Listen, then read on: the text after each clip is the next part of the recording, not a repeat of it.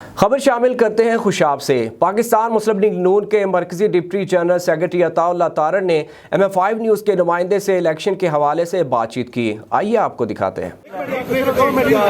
السلام علیکم، آئیے بات کرتے ہیں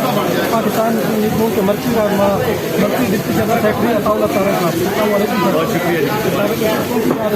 دیکھیے کیمپین بہت اچھی رہی ہے اور میں سمجھتا ہوں کہ وارث کلو صاحب نے اس علاقے کی بڑی خدمت کی، دن رات خدمت کی، اور میاں نواز شریف کے بیانیے کی، میاں شہباز شریف کی خدمت کی سیاست کا یہاں پہ بہت ووٹ ہے، اور اس علاقے کو سرداروں، وڈیروں اور بڑوں کی چنگل سے آزاد کرانے میں وارث کلو صاحب کا بہت ہاتھ تھا۔ ایک سمپتی ووٹ بھی ان کے ساتھ ہے، اور موجود شیخ جو ہمارے امیدوار ہیں پڑھے لکھے صاف ستھرے نوجوان ہیں، اور میں سمجھتا ہوں کہ پورے حلقے میں جہاں گئے ہیں ان کو بڑی پذیرائی ملی ہے، اور حکمران جماعت الیکشن والے دن اگر کوشش کرے گی تو ہم وہ پیرا دینے آئے ہیں ووٹ پہ، ووٹ کی عزت کریں گے بھی، کروائیں گے بھی، کسی کو ووٹ پہ ڈاکہ نہیں ڈالنے دیں گے انشاءاللہ۔ اللہ کے فضل سے قیادت بھی سلیکشن کو مانیٹر کر رہی ہے، ہم خود بھی موجود ہیں، اور ہم نے UC اور موضے کی سطح پہ یہاں پہ ڈیوٹیاں لگائی ہیں،